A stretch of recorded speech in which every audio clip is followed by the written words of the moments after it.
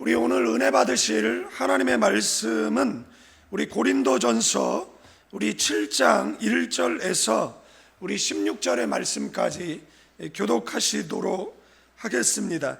너희가 쓴 문제에 대하여 말하면 남자가 여자를 가까이 아니함이 좋으나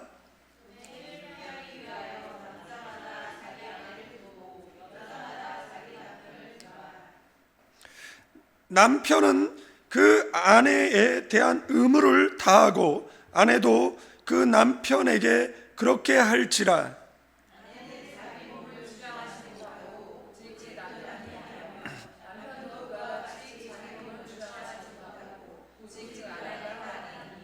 서로 분방하지 말라. 다만 기도할 틈을 얻기 위하여 합의상 얼마 동안은 하되 다시 합하라. 이는 너희가 절제 못함으로 말미암아 사탄이 너희를 시험하지 못하게 하려 함이라.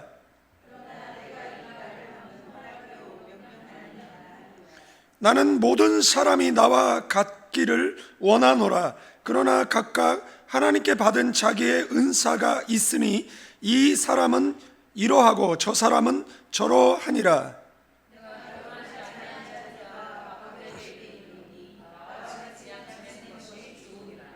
만일 절제할 수 없거든 결혼하라. 정욕이 불같이 타는 것보다 결혼하는 것이 나으니라.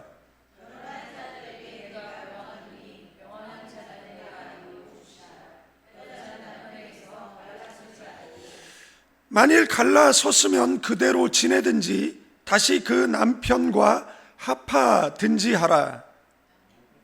남편도 아내를 버리지 말라.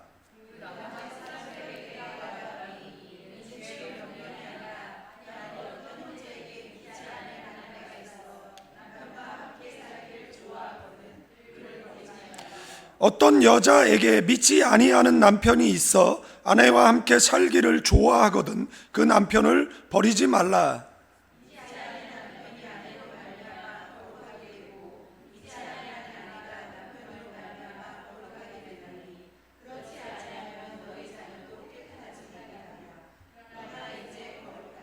혹 믿지 아니하는 자가 갈리거든 갈리게 하라. 형제나 자매나 이런 일에 구애될 것이 없느니라. 그러나 하나님은 화평 중에 너희를 부르셨느니라.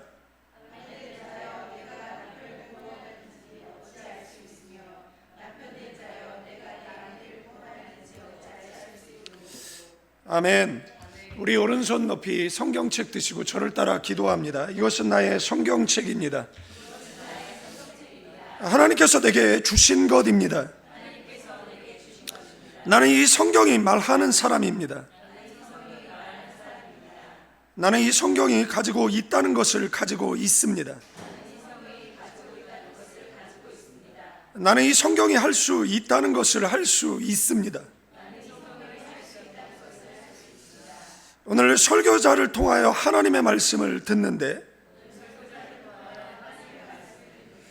겸손히 받아들여 반드시 변화받을 것을 예수님의 이름으로 기도합니다. 아멘. 우리가 성경을 문자적으로 해석하다 보면 성경이 의도한 의미하고 다르게 해석되는 경우들이 있다라는 사실을 기억하셔야 된다라는 것입니다. 이 고린도 교회 설립자는 이 사도 바울이에요. 이 고린도전서 설립 배경에 대해서는 사도행전 17장과 그 다음에 18장에 나와 있는 것을 보게 되어집니다. 사도 바울은 이 데살로니가에서 3주 복음을 전했어요. 그리고 핍박을 피해서 베레아로 오게 되어졌는데 이 베레아까지 사람들이 쫓아와서 이제 또 사도 바울은 그 베레아에 실라와 디모데를 보다 이제 두고 먼저 피신하게 되어집니다. 그 피신한 곳이 아덴이라는 겁니다. 그래서 사도행전 17장 그 13절에부터 그 17절 절까지의 내용을 보면 데살로니가에 있는 유대인들은 바울이 하나님의 말씀을 베레아에서도 전하는 줄 알고 거기도 가서 무리를 움직여 소동하게 하거늘. 14절에 형제들이 곧 바울을 내보내어 바다까지 가게 하되 실라와 디모데는 아직 거기 머물더라.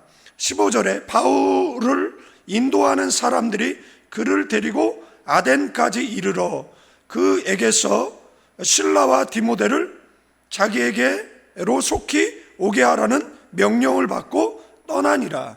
사도 바울 혼자 되어진 거죠. 혼자 남겨지게 된 겁니다. 그러니까 지금 사람들을 그 바다까지 데려온 사람들을, 아덴까지 데려온 사람들을 지금 보내서 실라와 디모데에게 지금 사도 바울이 아덴에 있으니까 그들을 아덴으로 데리고 오라는 거잖아요. 그런데 혼자 누가 남겨진 겁니까? 사도 바울이 남겨지게 이제 되어진 거예요. 16절에 보니까 바울이 아덴에서 그들을 기다리다가 그 성에 우상이 가득한 것을 보고 마음에 격분하여. 17절에 회당에서는 유대인과 경건한 사람들과 또 장터에서는 날마다 만나는 사람들과 변론했다, 이렇게 되어져 있습니다.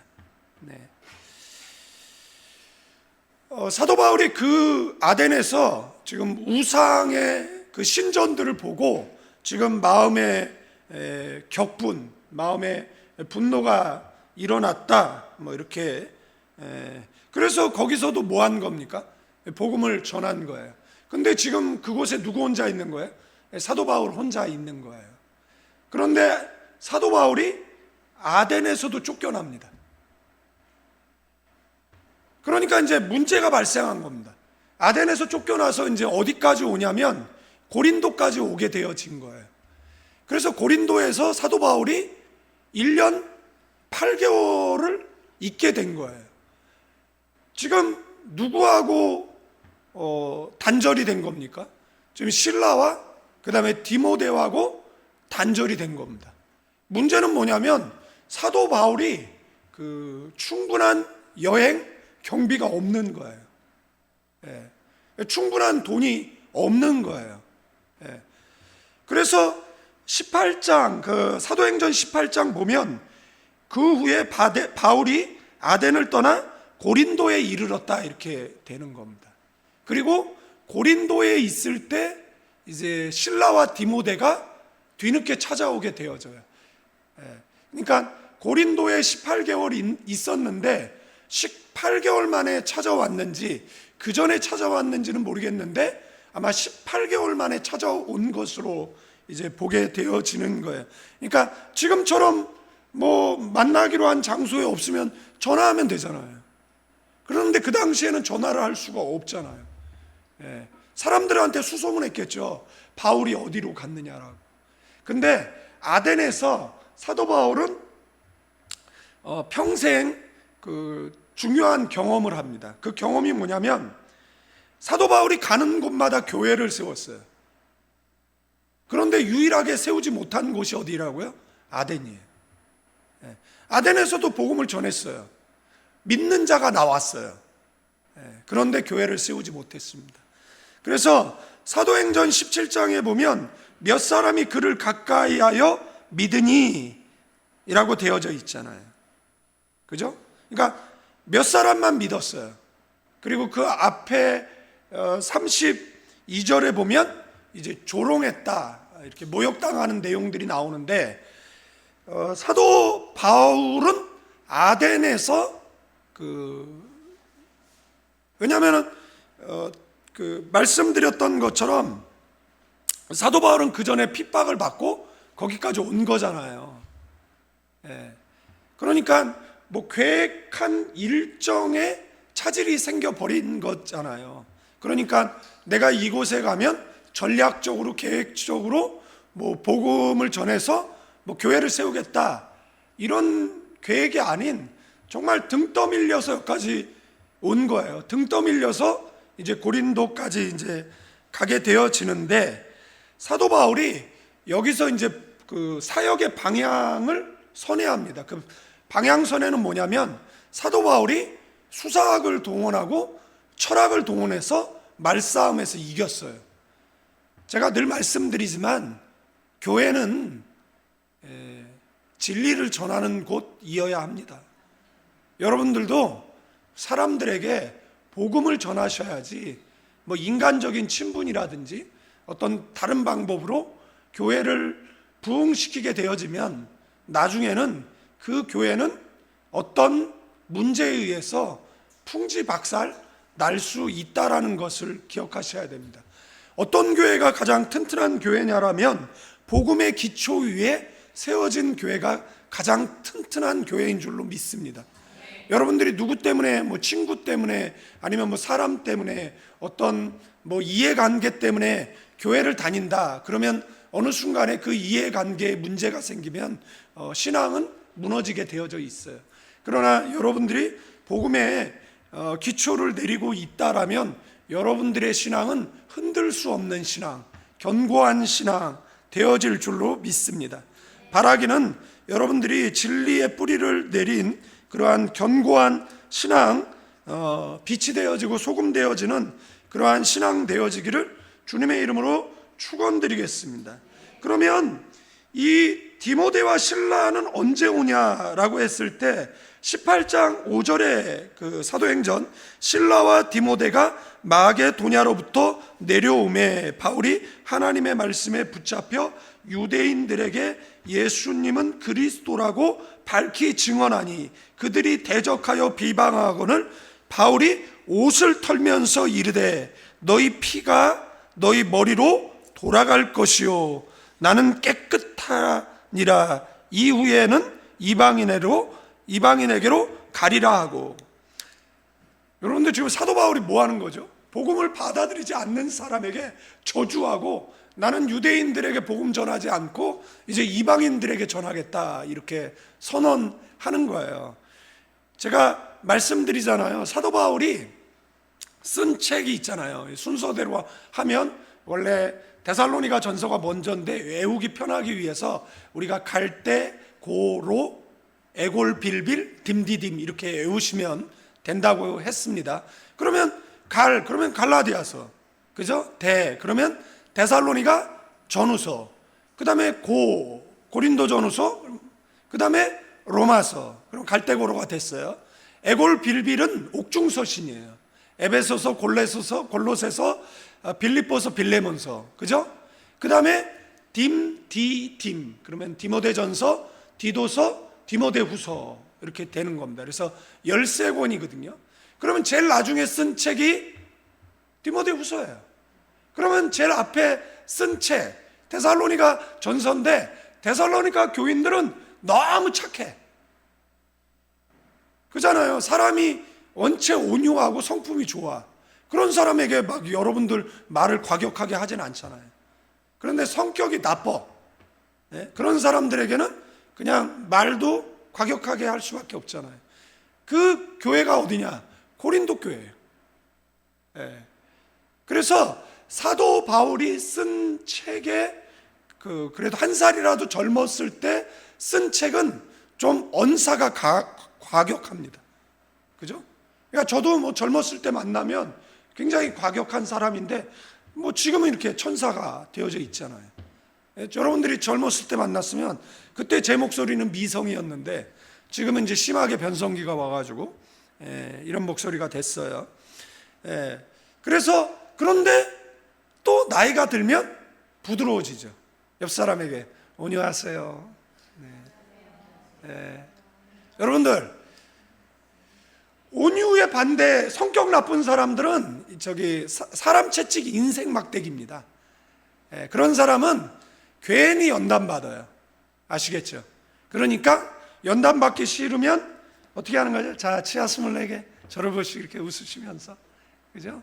사람들한테 말할 때에도 이렇게 제가 목양실에 있으면 시끄러워가지고 좀 조용히 좀 하세요 그러거든요. 왜 그러냐면 화가 이렇게 입에 화가 가득해가지고 얘기를 하는 거예요. 그래서 혈기 좀 내지 말라라고 얘기를 하면 자기는 혈기를 안 낸대. 자기는 혈기가 없대. 본인만 몰라요. 남들 다 혈기 부리고 있는 줄 아는데, 남들 다 싸우는 줄 알고 있는데 누구라고 얘기는 안 하겠어요. 그러나 부드럽게 얘기하세요. 그러니까 그죠? 전 이제 설교 전달을 위해서 때로는 이제 높이기도 하고 하지만, 제가 솔직히 전 별로 말을 안 해요. 집에 가서도 별로 말을 안 하고 설교만 길게 해요. 전 그래도 별로 만나는 사람이 없어요. 저는 집, 교회 외에 별로 누구를 만나러 다니고 그러지도 않고, 그리고 한국 떠난 지 26년 만에 누가 남아 있겠습니까? 아무도 없는데. 그러니까 자, 이렇게 부드럽게 웃으시면서 설교를 들으시고, 그 다음에 웃으시면서 오늘 집에 가셔서도 이렇게 웃으시면서 대화하시고, 그렇게 하시면 좋을 것 같아요. 근데 사도행전 18장에 보니까 2절에 아굴라라 하는 본도에서 난 유대인 한 사람을 만나니 글라우디오가 모든 유대인을 명하여 로마에서 떠나라 한 고로. 이 로마의 황제거든요. 이때 기독교 핍박이 있었어요. 그게 뭐였냐면, 모든 기독교인들, 그러니까 기독교 신앙을 받아들인 사람들은 로마에서 떠나라는 거예요. 심지어 재산 몰수를 했습니다. 그래서 로마를 떠나서 온 사람이 누구냐면 아굴라예요. 그리고 그의 아내가 브리스길라인데, 이 성경에 보면 여기는 아굴라가 앞에 있죠. 그러니까 이 아굴라하고 브리스길라가 나오는데 한 8번 정도인가 이렇게 나와요. 그런데 브리스길라가 6번 정도 앞에 나오고 아굴라가 2번 앞에 나옵니다. 그러니까 남편이 앞에 나오느냐 아내가 앞에 나오느냐 이건데, 처음에 남편으로 시작된 신앙이 이제 아내가 더 믿음 좋은 사람이 됐던 것 같아요. 그래서 나중에는 이 아내의 이름이 먼저 나오게 되어지는데, 이 브리스길라는 로마의 귀족이었어요. 남편은 유대인이고, 그리고 그리스도의 신앙을 받아들인 겁니다. 이 당시에 예수를 믿는다라는 것은요, 그가 누리고 있었던 모든 권리의 포기예요. 그리고 와서 뭐 하고 있는 겁니까? 텐트 만드는 일을 하고 있는 겁니다. 3D 업종에서 일을 하고 있는 겁니다. 그런데 지금 사도 바울은 어떻게 됐어요? 지금 일행과 떨어졌잖아요. 그래서 사도 바울이 여기서 성경에 보면 3절에 생업이 같음으로, 그러니까 아굴라의 생업을 알 수 있는 거죠. 사도 바울의 직업은 뭐죠? 원래 이 직업은 텐트 메이커였잖아요. 그러니까 생업이 같다라는 것은 이 사람네들도 이 텐트 메이커였다라는 것을 알 수가 있는 거예요. 그래서 생업이 같음으로 함께 살며 일을 하니 그 생업은 천막을 만드는 것이다, 이렇게 되어 있습니다. 그러니까 사도 바울이 왜 생업에 했겠어요? 그러면 실라와 디모데가 뭘 갖고 있는 거로 보이는 거죠? 돈을 갖고 있는 거죠.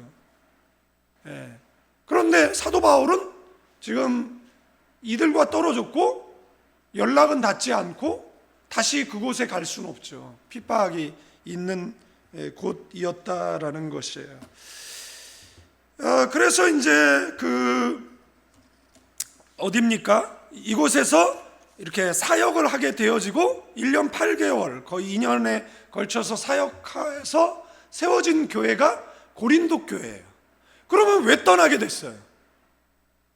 그 떠나게 된 것은 아까쯤에 읽어드렸던 이들이 하도 조롱하고 대적하고 하니까 이제 유대인 선교를 포기하고 이제 뭘 하겠다는 거예요? 이방인들 전도하겠다. 그리고 3주 키웠던 데살로니가 교회 교인들이 믿음이 너무 잘 자라잖아요.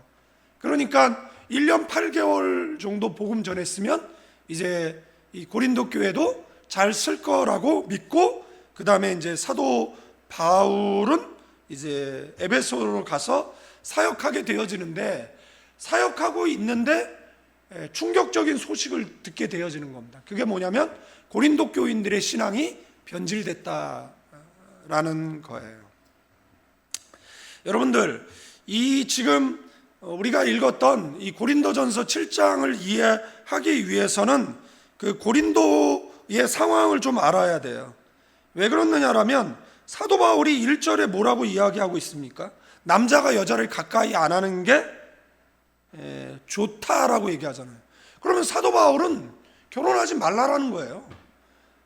그리고 읽었던 내용 속에도 나오잖아요. 혼자 있는 게 낫다 이런 이야기를 하잖아요. 그러면 또 어떤 사람은 이거를 문자적으로 해석해가지고 그 다음에 뭘 주장하는 겁니까? 금욕주의, 뭐 독신주의 뭐 이런 거 주장하는 거잖아요. 그 당시에 있었던 이단들, 지금도 존재하는 이단들이잖아요. 예. 근데 그러면 성경에서 금욕주의를 이야기하고 결혼 안 하는 게 좋다라고 이야기했느냐? 그러면 여러분도 여기서 사도 바울이 이렇게 이야기해서 우리 결혼 안 한다. 어떤 종파들도 있잖아요. 그 사람 내 지도자들은 결혼 안 하잖아요. 예? 그 사람 내 그 여자들은 결혼 안 하잖아요. 예?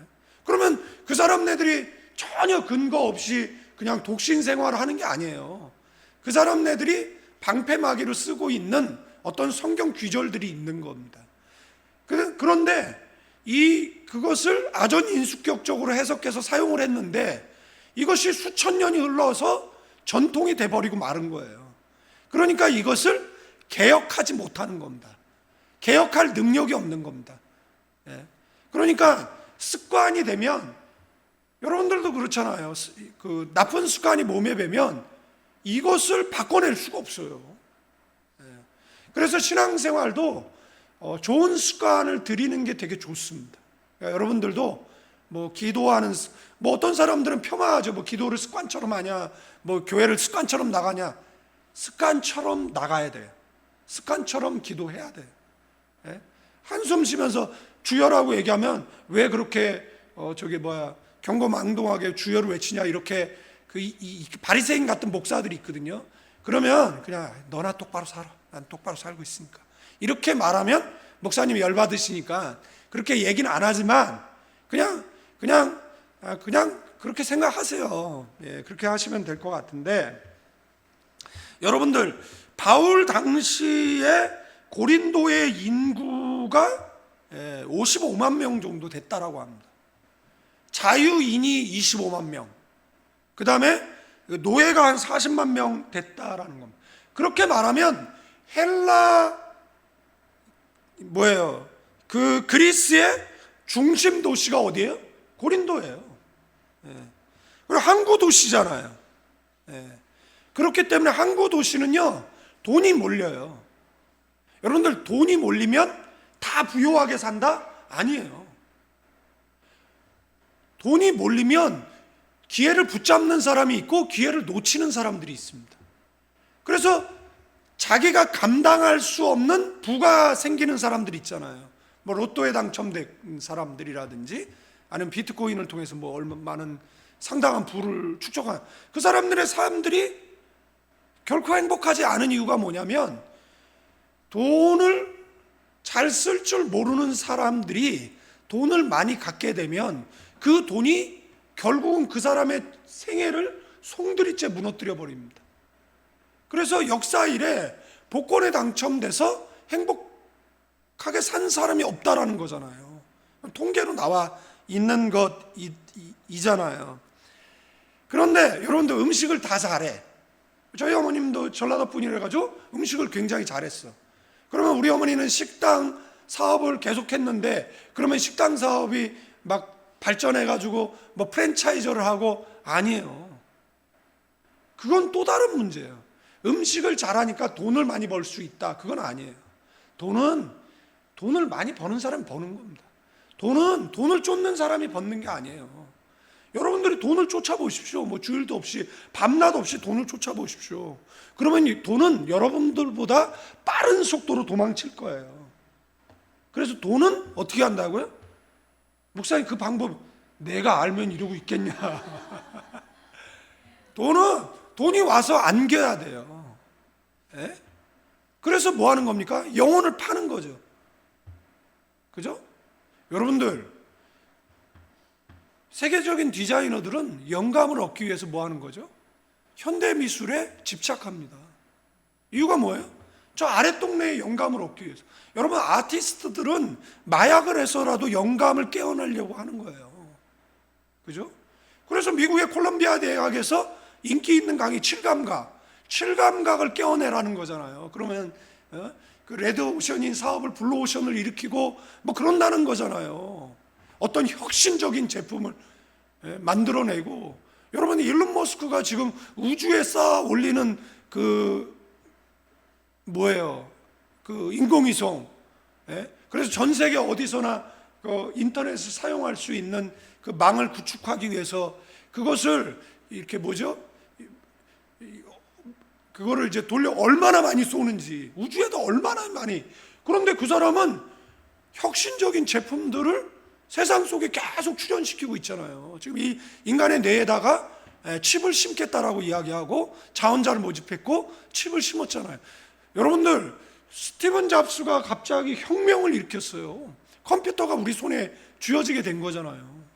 여러분, 핸드폰 가지고 모든 것을 할 수 있잖아요. 은행 거래소부터 그걸로 뭐 업무 모든 것을 해내고 있잖아요. 지금 과학은 무서운 속도로 그렇게 발전하고 있는데, 그런 혁명들을 일으키는 사람들이 있잖아요. 그 사람들이 어떤 사람들이에요? 영감이 깨어있는 사람들입니다. 그러니까 아랫동네에서 깨어냈든지 영혼을 판 대가로 깨어난 영감인지, 아니면 그 콜롬비아 대학에서 말하는 것처럼 많이 보고 많이 경험하고 많이 듣고 많은 지식을 축적하면 그것이 어느 날 갑자기 어떤 기회가 되면 뭐 이게 기계 부품처럼 맞아서 어떤 결과물을 도출해내는 이런 것인지, 아니면 하나님이 주시는 그런 영감인지. 그래서 요셉은 그 흉년, 그 풍년을 이겨내잖아요. 그죠? 그러니까 저와 여러분들도 바라기는 영감 있는 그러한 믿음의 사람들 되기를 축원드리고. 사람들이 왜 종교에 몰두하느냐라고 이야기했을 때 우리는 뭐 하나님 사랑하고 하나님 섬기는 그런 마음이지만, 어떤 사람들은 그런 어떤 그 영감을 깨워내서 저 아랫동네로부터의 어떤 그런 그 영혼을 판 대가로 얻게 되어지는 부귀영화를 얻기 위해서 그러는 경우들도 있다라는 것이고요. 그러니까 뭐 이 그리스의 그 찬란했던 그 문화 뭐 설명 안 드려도 될 것 같고, 그 다음에 이 고린도에는 그 신전이 적어도 12개 이상은 있었고, 그 중심, 여러분들 생각을 해보십시오. 한 해발 570m인가 되는 그곳에 신전이 고린도를 내려다보고 있다라고 생각을 해보십시오. 얼마나 그게 대단해 보이겠어요.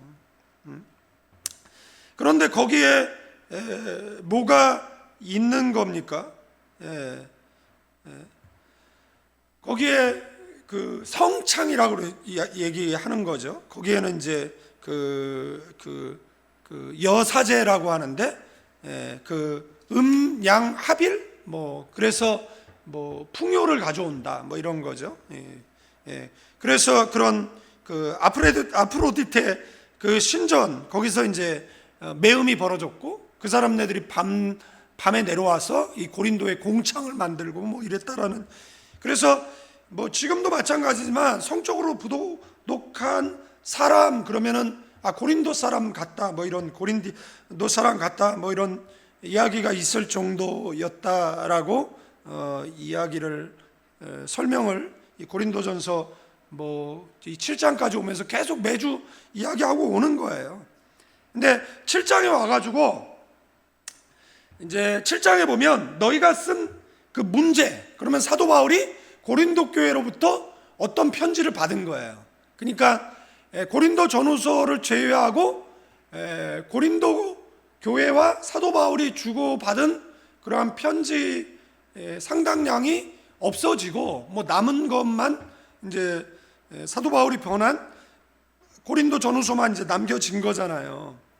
그러니까 이것에 대해서 그 질문에 대한 그 답변을 하고 있는 겁니다.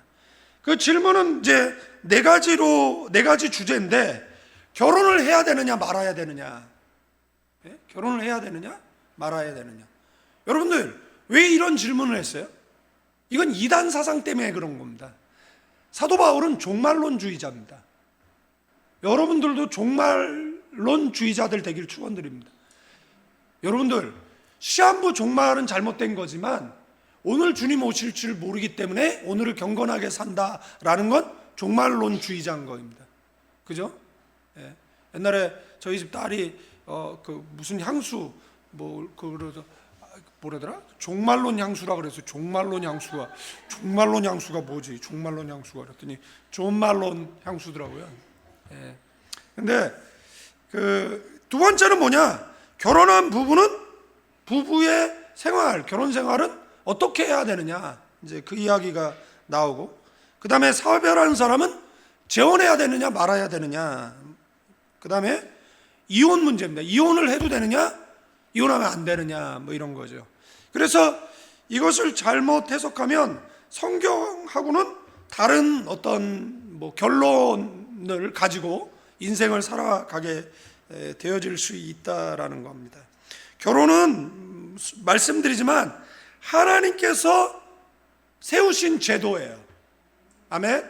그래서 결혼해야 되느냐 말아야 되느냐는 어떤 논란이 없어요. 결혼하세요. 결혼하시길 축원드립니다. 그러나 결혼 독신의 은사가 있다.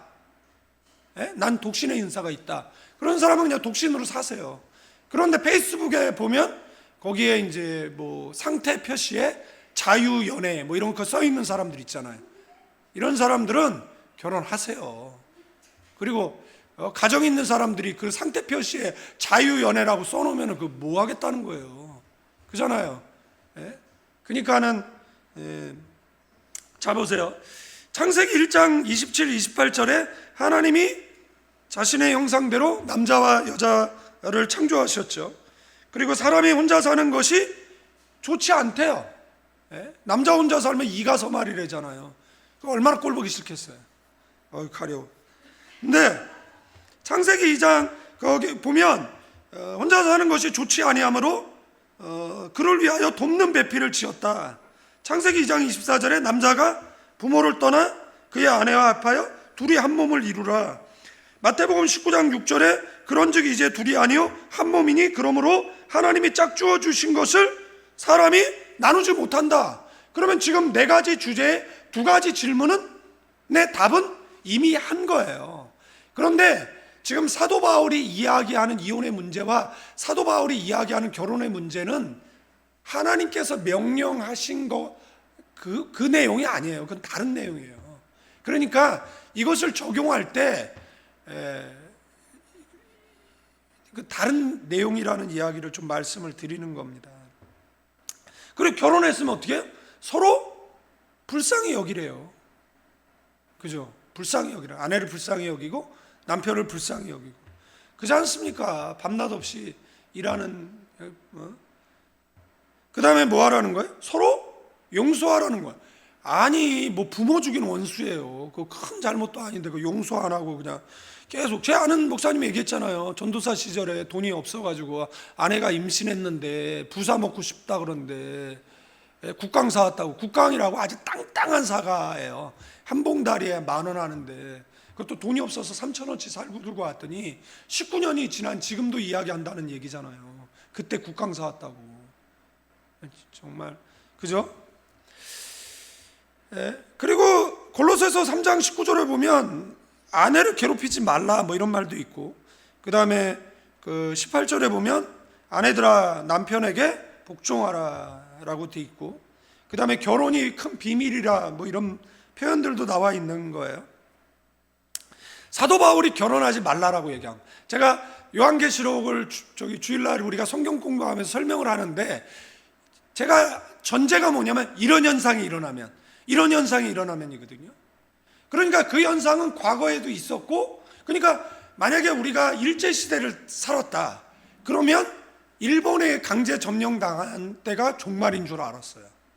성도들은 6.25 전쟁이 터졌을 때는 그때가 종말인 줄 알았어요. IMF 겪을 때는 이게 종말인 줄 알았어요. 그러니까 종말이라는 것은 이렇게 원을 그리는 거예요. 처음에 조그만 원에서 저 큰 원, 그 다음에 아주 큰 원, 그 다음에 결과가 종말인 겁니다. 개인도 종말하고 그 다음에 종국사적 그런 종말이 있잖아요. 그러니까 그 당시에 성도들은 로마로부터의 핍박을 받잖아요. 그러니까 그들 입장에서는 종말이 곧 올 것 같은 종말론적 신앙을 갖고 살았어요. 예? 그러니까 그 종말론적 신앙을 갖고 산다라는 것은 오늘 하루에 엄청난 의미를 두고 살았다라는 거야. 예? 오늘 나 죽으면 나 하나님 보좌 앞에 어여치 떳떳이 서 있어야지. 그래서 그때의 성도들이 정말 그 형장의 이슬로 사라지면서도 복음 전할 수 있었던 거잖아요. 우리는 어떻게 사는 거죠? 종말은 한 100년 후에 올 거야. 나 죽은 다음에나 올 거야. 그리고 마치 우리는 영원히 살 것처럼 사는 게 문제인 거잖아요. 만약에 그렇지 않고 우리도 종말론적 의식을 갖고 살아간다라면 우리의 삶은 다를 거예요. 그죠? 예, 다르다라는 이야기를 말씀을 드리는 거예요. 그래서 이 종말론적 그 세계관을 갖고 있다라면 결혼하는 게 낫습니까? 안 하는 게 낫습니까? 안 하는 게 나아요. 왠 줄 아세요? 종말이 언제 오지 않기를 기도하라 그랬어요? 겨울에. 언제 오지 않기를 기도하라 그랬어요? 성경에서 왜 그렇게 표현했습니까? 종말이 왔을 때 임신, 환란이 찾아왔을 때 임신하지 않은 여자 복이 있대잖아요. 그러니까 종말이 찾아왔다고 생각을 해보십시오. 6.25 전쟁이 일어나 빨리 피난해야 되는데 임산부를 데리고 피난한다? 저희 신학을 가르쳐 주신 조직신학 교수님 가운데서 저희에게 상황윤리와 절대윤리를 가르칠 때 이런 이야기를 했어요. 그러니까 이게 북한에서 이렇게 지금 남한으로 탈출을 하는 거예요. 옛날에 38선이 없었으니까 탈출을 하는데 이제 애기, 갓난 애기를 안고 탈출을 하는 거예요. 문제는 뭐냐면 얘가 우는 거예요. 그런데 얘 입을 막을 수밖에 없어요. 결론은 애가 죽었어요. 네? 그러면서 얘를 울게 해서 살리는 게 맞느냐, 아니면 얘의 입을 막아서 모든 사람이 사는 게 맞느냐. 네? 그러면은 기독교의 윤리로 봤을 때 기독교의 윤리는 이건 살인이라는 거죠. 기독교의 윤리는요, 상황 윤리가 아니에요. 기독교의 윤리는 절대 윤리예요. 그죠? 근데 그 이야기가 그분의 이야기예요. 네? 그분의 결론은 뭐였냐면 절대 윤리에 의해서 살인입니다. 이거였어요. 여러분들, 그분은 그 얘기를 수업 시간마다 결론을 그렇게 낸다라고 생각했을 때 왜 그 예화를 꺼내는 거예요? 나는 살인자다라는 거예요. 나는 살인자다. 그 얘기를 하는 거잖아요. 너무 안타까운 이야기죠. 그 노 교수가 그렇게 말한다라는 건 너무 가슴 아픈 일이잖아요. 그래서 기독교의 윤리는 절대 윤리지 상황 윤리는 아니라는 것을 이제 말씀을 드리는데, 왜 이 말을 드리느냐라면 여기에 보면 이렇게 보면 그 10절에 보면 명하는 자는 내가 아니요 주신이라라고 하면 이건 절대 윤리예요. 이건 반드시 지켜야 되는 거고, 그 다음에 6절에 보면 허락이요 명령은 아니니라. 이거는 유권 해석이에요. 질문에 대해서 지금 내 생각은 이렇다라고 얘기하는 겁니다. 아시겠죠? 그러니까 이것을 그렇게 안 한다고 해서 죄가 되는 것은 아니야. 이런 겁니다. 아시겠죠? 이게 12절에도 나와요. 이는 주의 명령이 아니다. 이렇게 나오는 것을 우리가 기억해 두시고요. 2절에 보면 음행을 피하기 위하여 남자마다, 그러면 결혼의 가치를 사도 바울이 폄하하느냐, 이런 질문을 할 수 있잖아요. 그러면 여러분들이 음행하기 싫어서 결혼하는 건 아니잖아요. 결혼은 신성하고 거룩한 것이잖아요. 그런데 전제가 뭐라고요? 종말, 임박한 하나님의 심판이라는 그 전제를 두고 봤을 때에 그게 전제고요. 그 다음에 또 전제는 뭐냐면 이 도시가 아무나 하고 성관계하는 타락한 도시예요. 그것을 죄로 여기지 않는 그런 도시였던 거예요. 그러니까 뭐라는 거예요? 결혼하라는 이야기를 이제 하고 있는 거예요. 그러니까 그 전제를 기억하셔야지, 전제가를 두지 않으면 그럼 사도 바울은 그 신성한 결혼을 우습게 알았느냐 이렇게 이야기할 수 있다라는 것이고요. 3절 4절에 보면 남편 그 아내에 대한 의무를 다하고 아내는 그 남편에게 그렇게 할지라. 아내가 자기 몸을 주장하지 못하고 오직 그 남편이 하며 남편도 그와 같이 자기 몸을 주장하지 못하고 오직 그 아내가 하나니. 여러분들, 성경은 여성을 폄하하지 않습니다. 여성 운동하는 그 운동가들 있잖아요. 걔네의 뿌리가 어디냐라면 창세기에 보면 그 아담의 그 아내, 그러니까 성경에는 없어요. 그러니까 이거는 성경 얘기가 아닙니다. 세상이 이야기하는 얘기예요. 아담의 첫 번째 아내가 있었다는 겁니다. 릴리스인가요? 그 첫 번째 아내가 여성 상의를 부르짖었는데 왜 자기가 맨날 밑에 있어야 되느냐. 그래서 불만을 품고 가출을 합니다. 그리고 사탄과의 관계에서 자식을 낳습니다. 그러니까 여성 상의의 뿌리는 어디냐라면 사탄입니다. 그게 뿌리를 두고 있어요. 더 얘기는 안 하겠습니다만 거기에 뿌리가 두고 있는 겁니다. 그래서 걔네들은 사탄적으로 성경을 해석하는 것이지 성경은 한 번도 여성을 폄하하지 않았어요. 오히려 여성 인권운동, 기독교가 들어간 곳에는 여성의 인권이 존중되어졌고 그 다음에 여성의 인권을 위해서 싸웠어요. 그죠? 한국도 마찬가지입니다. 한국의 여자들의 이름도 없었던 그런 사회였잖아요. 그죠? 여자의 애완을 다룬 그 분녀, 그 똥밭에서 낳는, 그 일하다가 자식 낳는 이런 소설도 있잖아요. 그런데 그 분들의 그 존귀하고 존엄한 가치를 교회가 깨어낸 거잖아요. 그런데 이제 와가지고 교회가 여성을 폄하한다? 웃기고 앉아있네. 그러니까 그런 무식한 애들이 여성 인권 운동한다라고 이야기하는 것 자체가 그 성경을 잘 몰라서 하는 이야기입니다. 여러분들, 이 당시에 여자는 그냥 물건이었어요. 남편의 소유물이었어요. 여자에게 이혼 권한이 있는 게 아니라 야 이혼하자 그리고 증서 하나 쓰면 하루아침에 쫓겨나는 게 여자의 신세였어요. 그때 사도 바울이 혁명적인 이야기를 하는 거잖아요. 여자의 의무를, 남편은 여자에게 의무를 다하라 이렇게 이야기하는 거. 이 이야기를 그 당시에 사람들이 과연 용납할 수 있었겠습니까? 그런데 이게 어디서 울려 퍼지는 겁니까? 교회에서. 세상은 내 말을 듣지 않더라도 이것은 하나님의 말씀이니까 교회 안에 있는 사람들은 뭐 하라는 겁니까? 아내를 사랑하고 불쌍히 여기고 존중히 여기고 의무를 다해라. 그 의무가 뭐예요?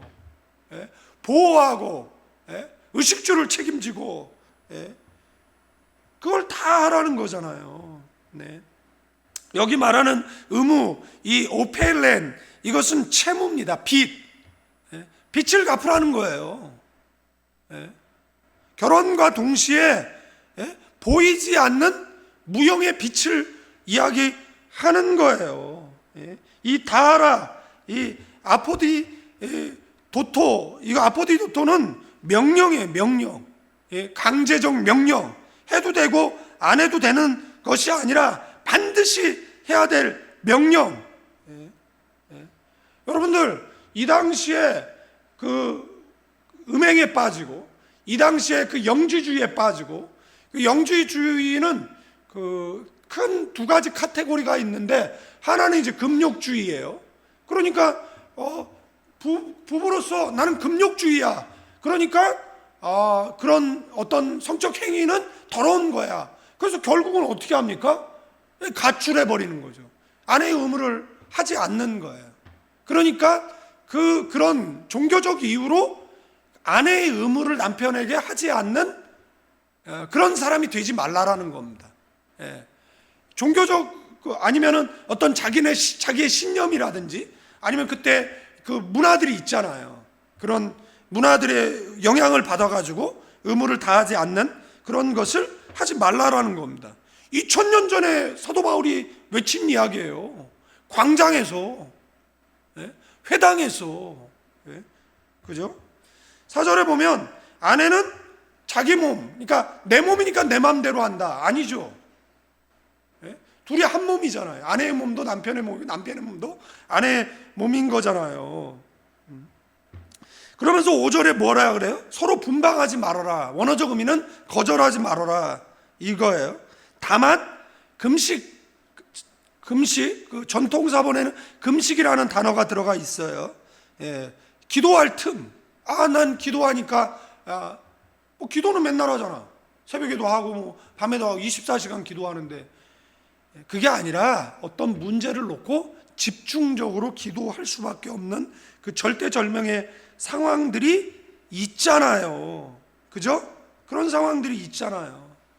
환란이라든지 어떤 큰 문제들이 있잖아요. 모기가 물어요. 그래서 이 분방하지 말라라는 이 메아포스 테레이테라는 말은 빼앗지 말라라는 겁니다. 강탈하지 말라라는 겁니다. 그러니까 부부간에도 권리가 있고 의무가 있는데 이거를 강탈하지도 말고 빼앗지 말라라는 그런 이야기를 하고 있어요. 근데 언제 분방이 가능해요? 언제? 집중적으로 기도해야 될 때는 가능한 것이고요. 그런데 이거를 2000년 전에 사도 바울이 고린도 교인의 질문에 답한 거잖아요. 이것을 여러분들의 아전인수격적으로 해석하고 적용하면 되는 말이 아니라는 것을 우리가 기억하셔야 되고 6절 그러나 내가 이 말은 허락이고 뭐가 아니다? 이 싱그노맨인데 이거는 명령은 아닌 거죠. 싱그노맨이라는 것은 이 본절에만 나오는 거거든요. 이거는 뭐예요? 반드시 지켜야 되는 건 아닌데 안 지킨다라고 해가지고 죄가 되는 것도 아니다. 뭐 이런 이야기를 하고 있다라는 거예요. 그러면서 사도 바울은 뭐라고 이야기를 합니까? 모든 사람들이 나와 같기 원한다라고 이제 뒤에 8절에 하는데 그건 좀 이따 이야기를 하고 여러분들 하나님의 명령은 반드시 지켜야 되는 불변입니다. 그런데 허락은 뭐 지켜도 되고 안 지켜도 죄가 안 되는 그걸 분명히 사도 바울이 나눠놨는데 왜 이렇게 나눠놨느냐라고 했을 때 질문에 대한 그 유권 해석이라고 볼 수 있다라는 이야기고요. 7절에 보면 나는 모든 사람이 나와 같이 길을 원하노라. 도대체 사도 바울은 어떤 사람이었길래 사도 바울이 독신이었을까요? 어떤 사람은 사도 바울이 싱글이었다. 어떤 사람은 사도 바울이 결혼을 했다. 어떤 사람은 아내가 일찍 죽었다. 어떤 사람은 이제 그 아내를 두고 사역에 집중했다. 다양한 의견들이 있는데 조금 있다가 이제 성경을 통해서 그것에 대해서 좀 말씀을 드리는데 그런데 어떤 사람은 사도 바울이 독신이었다 이거잖아요. 그러니까 베드로도 독신이었다 이러잖아요. 베드로가 초대 종교의 수장이 되잖아요. 그런데 사도 바울이 베드로가 미혼이었기 때문에 우리들도 미혼으로 산다 이런 거잖아요. 그러면 성경에 나오는 장모는 뭐예요? 베드로 장모 열병 때문에 그 예수님이 고쳐주는 사건이 있잖아요. 그거는 뭐라고 설명을 해요? 예. 그 다음에 동정녀 그 마리아가 예수 탄생하고 그 다음에 평생 처녀설 주장하잖아요. 그러면 예수님의 형제들은 뭐예요? 하나의 거짓말을 감추기 위해서는 더 많은 거짓말을 해야 돼요. 제가 무슨 설교하다가 뭐 천주교 얘기를 했나 보죠. 근데 어떤 천주교인이 뭐 그 우리 설교 유튜브에다가 장문의 댓글을 나눠놨더라고요. 근데 제가 모르고 지웠어요. 그냥 계속 놔뒀어요. 그러니까 걔네들이 맨날 이야기하는 거거든요. 걔네들이 맨날 주장하는 뭐 우리를 뭐 프로테스탄트 이런 뭐 변절자 뭐 이렇게 얘기를 하잖아요. 뭐 이렇게 얘기하는 거거든요. 공격하는 거예요. 그러면 내가 너네 공격 못 해가지고 뭐 얘기를 안 하는 건가? 예? 그러면 거기에다가 뭐 싸우자고 뭐 하면은 서로 이잖아요. 그러니까 가장 좋은 건 노 코멘트입니다. 그냥 너는 믿고 싶은 거 믿다가 그냥 그 책임을 지고 살고 나는 내가 믿고 싶은 거 믿고 내가 책임지고 살겠죠. 다만 우리 교인들이 뭐 잘못된 길에 빠지는 거에 대해서야 내가 뭐 얘기를 하지만 그래도 감사해요. 거기까지 어떻게 찾아왔는지 누가 좌표를 찍어줬는지는 모르겠지만 그래서 그거 시청 숫자만 높아. 예? 궁금해졌어요. 예? 참네. 살다 보니까 뭐 하여간 보통 제 설교는 들을 수가 없어요. 보통 교회는 그 예배 시작해서 끝났다가 1시간인데 저는 그냥 설교가 1시간이에요. 저는 지난주 수요 예배 설교는 심지어 올라가지도 않았어요. 왜? 1시간 반 했기 때문에. 너무 길어. 예. 보세요. 그래서 그 사도 바울 그리고요. 그런데 사도 바울이 뭐라고 얘기해요? 각자 은사대로. 뭐 우리 안에는 뭐 독신의 은사가 있는 분도 계시는 것 같아요. 그런 분은 그냥 혼자 살면 돼요. 예, 굳이 결혼하려고 애쓸 필요 없어요. 은사가 그런 걸 어떻게 해? 예? 그러나 막 정욕이 불릴 때 일어나. 그러면 결혼해야죠. 예. 하여간 그렇습니다. 그 다음 8절 9절에 보면 내가 결혼하지 아니한 자들과 가부들에게 이르노니 나와 같이 그냥 지내는 것이 좋다. 이거 문맥상 좀 이상하잖아요. 예? 남자는 결혼하지 않고 뒤에는 가부. 이거는 그 호레비를 이야기하는 겁니다. 호레비, 그죠? 뭐 상처했거나 아니면은 뭐 이런 사람들은 어떻게 하는 거예요? 나와 같이 혼자 지내는 것이 낫다라는 거예요. 그러나 절제할 수 없으면 뭐 하라는 거예요? 재혼하라는 거예요. 절제할 수 없으면 자유연애 하지 말고 결혼하라는 거예요. 그래서 이 말씀드렸던 이 결혼하지 아니한 자들은 뭐 그런 의미가 있다라는 거고요. 그리고 사도 바울의 결혼했냐 안 했냐라고 이야기했을 때 사도 바울은 그 사내들이 공회원으로 알려지거든요. 왜 그러냐면 결혼한 사람만이 그 공회에 들어갈 수 있기 때문에 사도 바울은 결혼한 사람으로 본다라는 거예요. 그리고 이제 뭐 나중에 보면 그 고린도전서에 보면 우리가 다른 사도들과 같이 주의 형제들 그 게바 베드로와 같이 이들은 다 결혼했거든요. 그래서 선교 여행을 다닐 때 누구를 대동하고 다닌 거예요? 아내를 대동하고 다녔습니다. 도움을 받았어요. 그런데 그 대신 비용 지출이 많겠죠. 해외 집회를 갈 때 사모님은 놓고 오세요. 가져오지 않았으면 좋겠습니다. 뭐 이런 거잖아요. 그냥 혼자 가고 싶어 가는 게 아니라 그런 거거든요. 왜냐하면 비용을 부담해주면 비용이 많이 들기 때문에 그렇게 이야기를 해요. 그렇게 이야기를 하는 것이다라는 얘기를 하는데, 그러니까 그런 권한이 내게 없냐라고 얘기한 걸 보면 나도 아내 데리고 다닐 수 있어 이런 말이잖아요. 그러니까 사도 바울이 뭐 한다는 거예요? 나에게도 그런 권한이 있다라는 이야기를 한 걸 보면 사도 바울이 결혼한 것으로 보는 거예요. 결혼한 것으로 이제 보는 겁니다. 다만 상처를 했느냐 아니면 아내를 두고 그 다음에 선교 사역을 다니느냐 이 논쟁만이 필요할 뿐이다라는 거고요. 자, 9절 청년들 보세요. 9절 다 같이 읽습니다. 시작. 만일 절제할 수 없거든 결혼해라. 정욕이 불같이 타는 것보다 결혼하는 게 낫다. 그러니까 결혼을 위해서 하세요. 기도하시기를 바라겠습니다. 기도한 대로 응답이 될 줄로 믿습니다. 그죠? 그럼 결혼했으면 어떻게 하라는 거예요? 이혼하지 말라라는 겁니다. 10절에 보면 결혼한 자들에게는 내가 명령하노니 명하는 자는 내가 아니라 주시다 이렇게 되어 있으니까 이거는 허락의 문제가 아니라 명령이에요. 그러면은 이혼하라는 겁니까? 하지 말라라는 겁니까? 하지 말라라는 거죠. 그런데 이혼이 가능한 것도 나와요. 그러니까 무조건 이혼 안 하면 안 된다. 이건 아니에요, 성경은. 그것에 대한 이야기를 말씀을 드리는 건데 11절에 보니까 만일 갈라섰으면 그대로 지내든지 다시 남편과 화합해라. 그죠?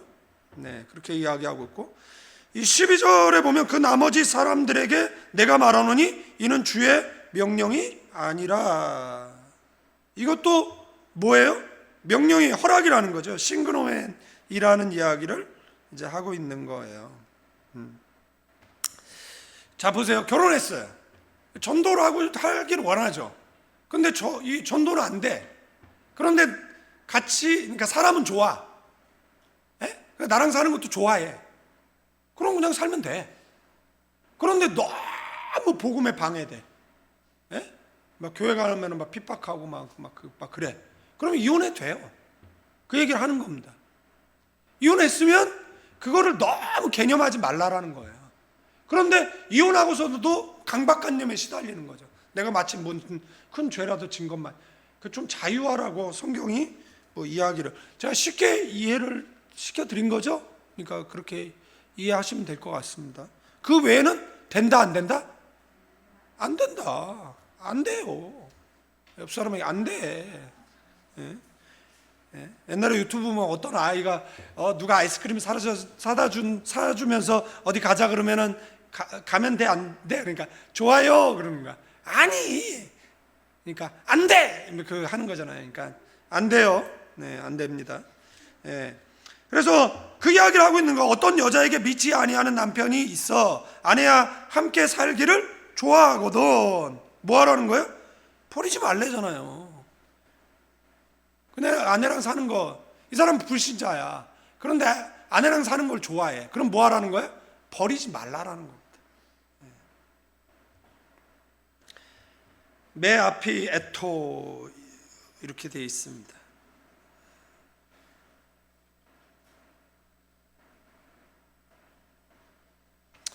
그러니까 하여간 그렇고요. 결혼 생활을 계속하기 좋아하면 이런 말이죠. 이 신유 도케이라는 말인데 네가 적극적으로 이혼을 요구하지 말라라는 겁니다. 남편을 버리지 말라라는 이거는 거꾸로도 마찬가지입니다. 거꾸로도 마찬가지라는 이야기예요. 그렇지 않으면 뭐예요? 그렇지 않으면 무슨 무슨 이제 14절에 무슨 문제예요? 후반절에 보면 너희 자녀도 깨끗하지 못하니라. 이 말은 뭐죠? 상처가 되는 거잖아요. 아픔 흔적이 남기게 되어지는 거잖아요. 그러니까 사도 바울은 이렇게 섬세하게 이야기하고 있는 것을 이제 보게 되어지고 14절에 보니까 믿지 아니하는 남편이 아내로 말미암아 거룩하게 되고 여러분들 거룩은 아내로 인해서 거룩하게 되는 게 아니잖아요. 예수를 믿어서 거룩하게 되는 것이잖아요. 여기서 말하는 것은 많은 전제를 뛰어넘은 문장이라는 것을 알 수 있죠. 그러니까 내가 예수를 믿어요. 믿지 않는 아내가 같이 살면서 어떻게 되는 거예요? 믿게 되는 거겠죠. 그러면 예수를 영접하면 어떻게 되는 거죠? 거룩하게 되어지는 신분의 변화, 역사가 일어나게 되어지는 줄로 믿습니다. 그래서 그렇게 될 거를 믿고 우리의 부모의 세대들은 평생을 남편 전도를 위해서 기도하며 살았어요. 평생. 제가 아는 목사님이 있는데 단독 목회를 하기 위해서는 이혼하면 안 돼요. 이혼한 사람은 단독 목회를 못 하게 돼 있습니다. 그러면 자 보세요. 그래서 전 늘 감사해요. 근데 이 말을 괜히 했어요. 그런데 보세요. 제 아는 목사님 너무 부인이 네 같은 게 무슨 목사냐고 이제 계속 그렇게 남편을 폄하하고 그런 거예요. 네? 근데 이분이 결국은 이혼했어요. 그것도 진짜 뭐 너무 고통당하고 이제 수십 년을 아이들이 다 클 때까지 기다렸다가 결국은 헤어질 수밖에 없었습니다. 그러면 어떻게 하는 거예요? 자유로우라는 거예요. 그걸로 너무 죄책감에 시달리지 말라라는 거예요. 그리고 그거를 뭐라고 말하지 말라라는 겁니다. 그 이야기를 사도 바울이 이야기를 하고 있다라는 거고요. 15절, 혹 믿지 않는 자가 갈리거든 갈리게 하라. 형제나 자매나 이런 일에 구애될 것이 없느니라. 그러나 하나님은 화평 중에 너희를 부르셨다. 그러니까 제가 말씀드렸던 그 내용을 이제 성경적 용어로 그 15절에 정리해 놓고 있는 것을 우리가 보게 되어진다라는 겁니다. 그러니까 그죠? 근데 이런 것들은 사도 바울의 어떤 뭐죠? 견해라는 것을 이야기하고 있어요. 그런데 우리 생각할 수 있죠. 그래서 여러분들은 자, 결혼 안 하시는 분들은 그냥 믿는 사람과 결혼하시길 바랍니다. 믿는 사람과. 그리고 성격이 좀 좋으면 좋아요. 그럼 성격이 좋은 걸 어떻게 알 수 있냐면 커피 많이 먹는 사람은 안 사귀는 게 좋습니다. 우리 커피 자판기 보면 커피 죽어라고 많이 빼먹는 사람들 있잖아요. 그런 사람들은 저기 혈기가 많은 사람들이에요. 혈기. 그 다음에 이제 술도 마찬가지죠. 그 잠자는 그 야성을 깨워내잖아요. 폭력성을 깨워내거든요. 왜 연예인들이 결혼하고 일주일 만에 이혼하고 이런 일들이 벌어졌겠습니까? 그러니까 그 남자 이면이라는 게 있습니다. 보이는 것하고 보이지 않는 게 더 많아요. 그렇다고 뭐 살아보고 결혼합니까? 불가능하잖아요. 그러니까 기도를 많이 이제 해야 된다라는 이야기. 그리고 물어보세요. 그 불신 남편하고 결혼한 사람들한테 그런 결혼을 권장하냐고 물어보십시오. 그러면 그분들이 이구동성으로 믿는 사람하고 결혼해라고 얘기하겠죠. 믿는 사람이. 그리고 성격 되게 중요합니다. 아시겠죠?